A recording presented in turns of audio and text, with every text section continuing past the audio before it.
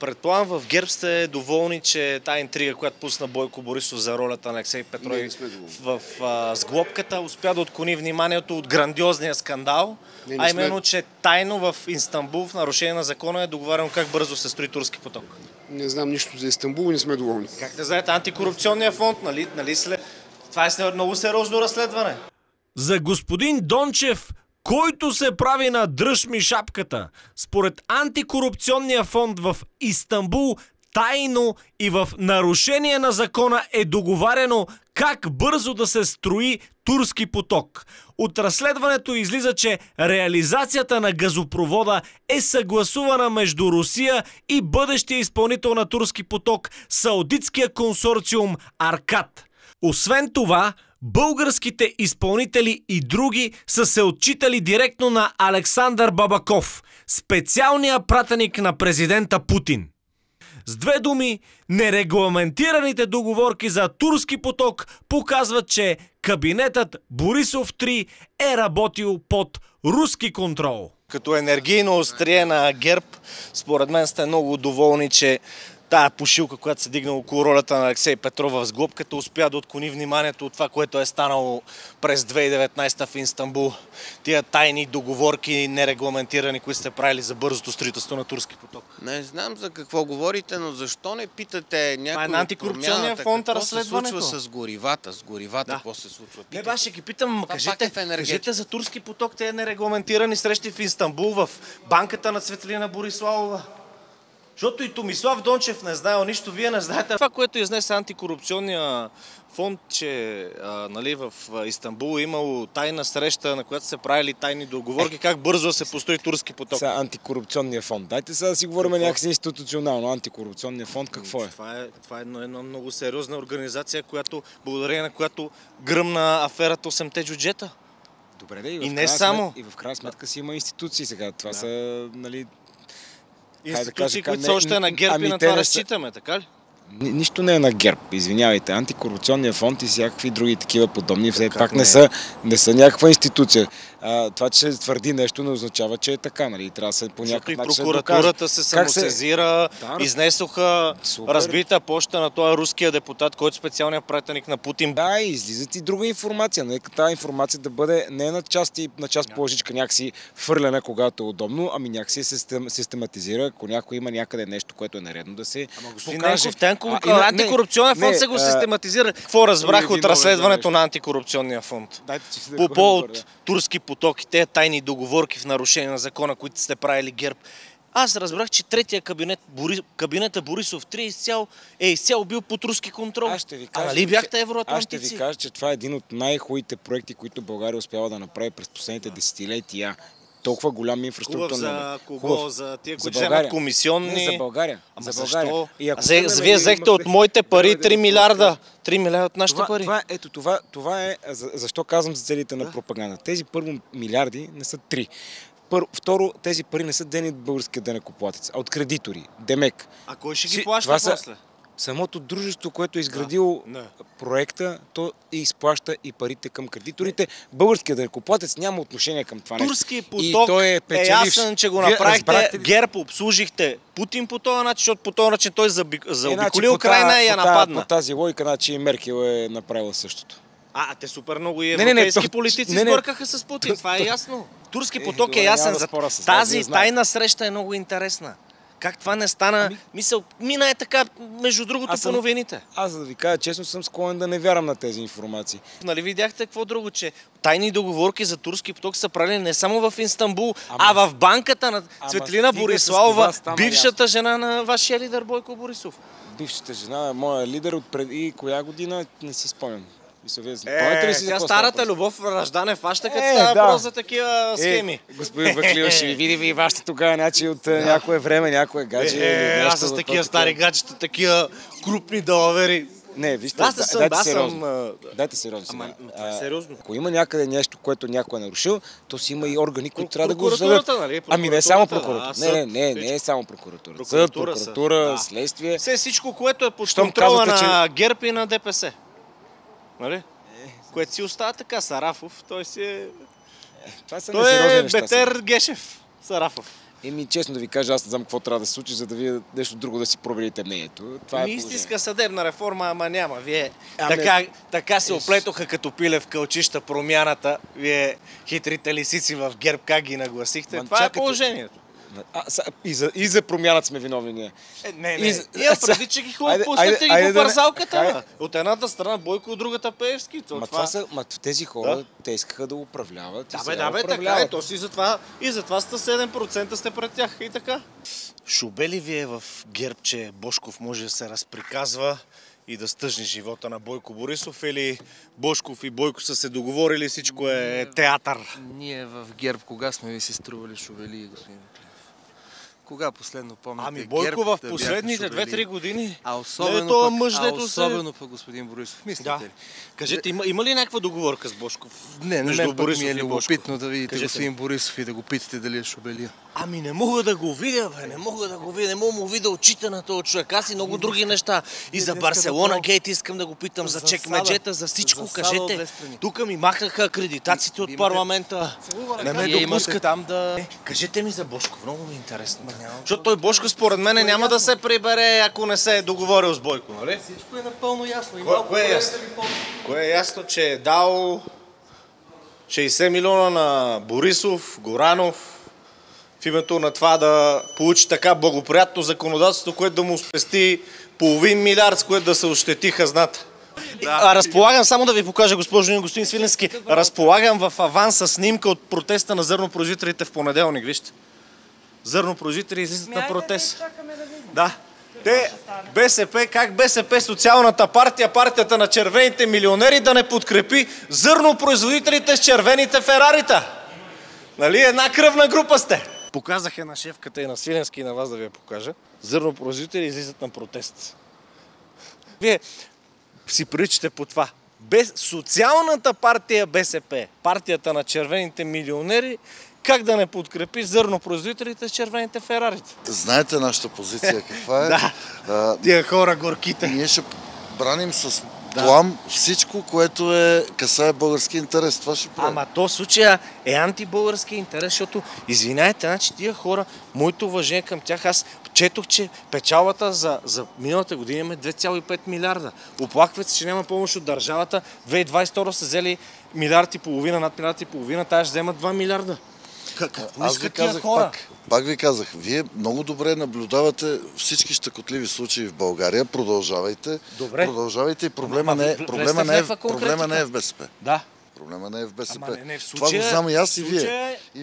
В случая заставате плътно зад зърнопроизводителите. Вие чувал ли сте да има в България, не в България, даже всъщност в Европа, да има ситуация, в която някакво управляващо мнозинство да нарича само себе си, не коалиция, да не зависи нищо от министър-председател?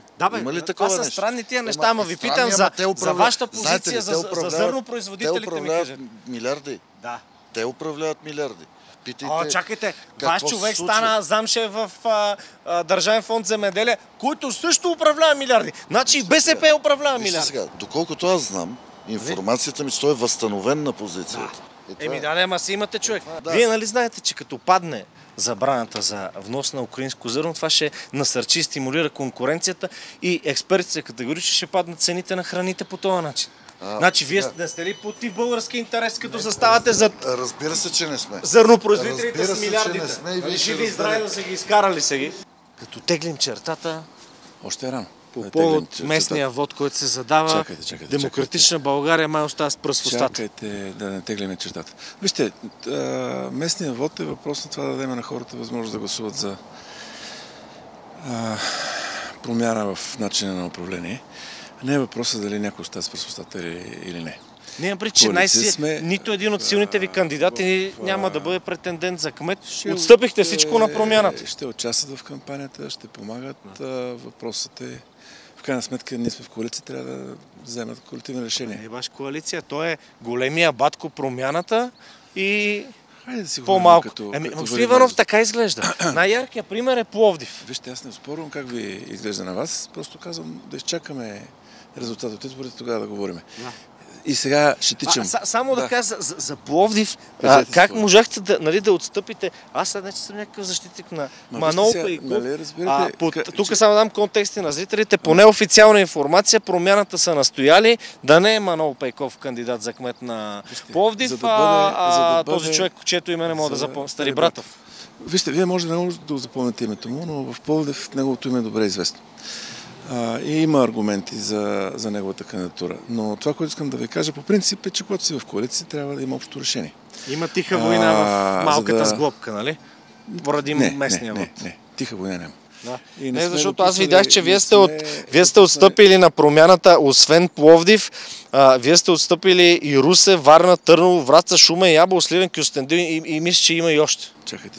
Аз не знам какво значи отстъпили. Че там ще кандидати на Промяната, а Демократична България е натикана в ъгъла.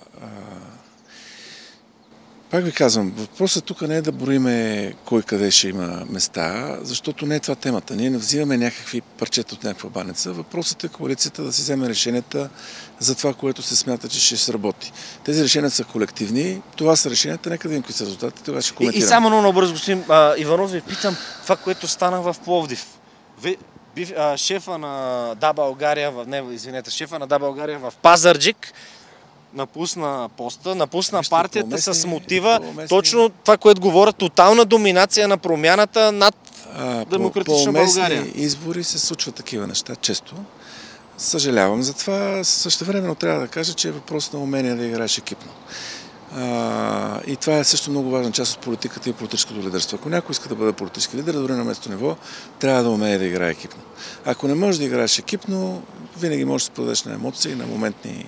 Ама и не трябва да се правят прекалено големи отстъпки. Не губи ли Демократична България идентичността си? Въпросът е да печелят избирателите, което ще го видим на края на изборите. Сега наистина ви благодаря. Иванов, вижте, някакси е много... Аз ще ви изпратя и ще говорим по пътя. Вижте колко несправедливо. 2021, значи вие тогава 2020 благодарение на вашата акция на Росенец започнаха тук протестите. И идва Кирил Петков и Асен Василев година по-късно и ви открадва шоуто и сега за местните избори навсякъде, каквото кажат Кирил и Асен. И нека това да бъде последната ми дума. Въпросът е това да сработи за избирателите. Ако избирателите оценят тия компромиси, отстъпки, търсене на някакви баланси и така нататък, значи всичко свършва добре. Както казват германците, всичко, което свършва добре, е хубаво. Всичко, което не свършва добре, ще отвори нови разговори. Но нека да видим това. Сега е време за кампания. Да не отвори нов формат, ново управление да не отвори? Не бива, защото няма, за съжаление, този формат на управление в момента няма алтернатива.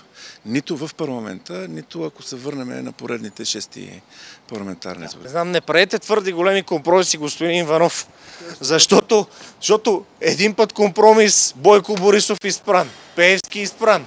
Сега свеждаме глава пред Промяната. Вие видяхте ли какво стана? Значи аз само да припомня и на зрителите. Извинявайте. Обаче хвърляте много неща, които аз сега не мога на вратата да отговоря. Аз съм го преглътнал за Бойко и Пеевски заради запазване евроатлантическата ориентация на страната. Приел в кавички. Разбрах. Изпирането зависи от обществото, от избирателите. Това е разговор, който също трябва да проведем. ГЕРБ ви води вече. Така е. Ние, вижте, нали разбирате, ние плащаме цена за това нещо. ГЕРБ си имат подкрепата. Това е разговор с обществото като цяло. Така че, но нека, това е голяма тема, има много неща, които се кажат и няма да бъде сега много се моля. Просто аз не знам, нямам акредитация тук, и последния ми въпрос, само много набързо, само последния ми въпрос, господин Иванов, да не се превръщате в... По-конкретно е това към Промяната, не към Демократична България, да не се герберизират. Защото както 2020 година, в края на мандата, третия мандат на Борисов, кабинета Борисов 3, депутатите се върнаха тук в бившия партиен дом и сега се върнаха и отново, както тогава през 2020, журналистите нямат достъп до депутатите. Първият журналист, който ме пита по тази тема, да ви кажа нещо. От гледна точка на Демократична България, това решение не може да бъде трайно. Щом ни казва, че трябва да има ремонт, да се прави ремонт. 3 години. Но трайното решение, питайте и разследите това нещо, трайното решение трябва да бъде свързано с традиционната такава на българския парламент. Тя е тясна, трябва да се намерят допълнителни решения, но ние не сме се отказали от нея. Ама не трябва да се ограничава достъпа на журналистите до вас, политиците. Абсолютно съм съгласен тук е ограничен. с вас. Това означава, че журналистите трябва да формулират конкретни искания, които ние ще подкрепиме. Заедно ще се съберете, ще кажете точно какво ви липсва като достъп с оглед на тази сграда, която просто е много по-голяма и трудна за навигация. И моята подкрепа вие я имате и сте имали, когато имало такива разговори. Сега много ви благодаря. Защото господин... И само това да завърша. С тази консултация да завършим. Защото господин Иванов... После викате направете компромиси, нали така? Господин Иванов, защото разбирате ли как изглежда? Че когато десните, най-условно казано, сте в опозиция, сте извън парламента, ние медиите сме ви необходими като трибуна, от която да громите статуквото ГЕРБ и ДПС, от която да изразявате позиции, да привличате избиратели. Като станете част от властта, излиза, че медиите кучета ги яли, а медиите са кучето пазач на демокрацията. Съгласни сме за кучето пазач и не сме съгласни за кучета ги яли и за нашето поведение спрямо медиите. И аз имам проблем с акредитацията постоянен, между другото. На мене. Също. Тук пак да се оплача. Това обаче не зависи от сградата. Да, ще зависите. Да. Ми зависи от това, че питам въпроси, които другите не питат. То пак опира до медиите. Аз някога отказвал ли съм ви? Не, вие не. Така е. Как сте? Много ме притесня герберизацията на промяната продължава с пълна сила. Това е вашето твърдение. Ама не, чакайте да ви кажа, ето, според Капитал, строителната фирма Хидрострой, знаете на кой? На Велико Желев, която процъфтяваше най-вече, чието възход започва именно по времето на ГЕРБ и на Бойко Борисов. Опитвате да кажете, има обяснение спечелила 140 милиона и при министър промяната. На регионалното развитие и благоустройството ще ви обясни. Питайте него, той ще ви обясни. Не съм аз човек, който трябва да даде отговор на този въпрос. Ама не, вие сте ключов депутат. Хидрострой, който да припомним, спечелиха 1 милиард по инхаус, срещу който промяната се бунтуваше инхауса, ама и там обърнахте палачинката. Видите, значи промяната само преди няколко месеца спираха, водихме едни напоителни разговори, не виждате? Това също е герберизация на промяната. Спираш за кратко, аз съм запознат, си влизам. Как ти се запознат? Ти си депутат.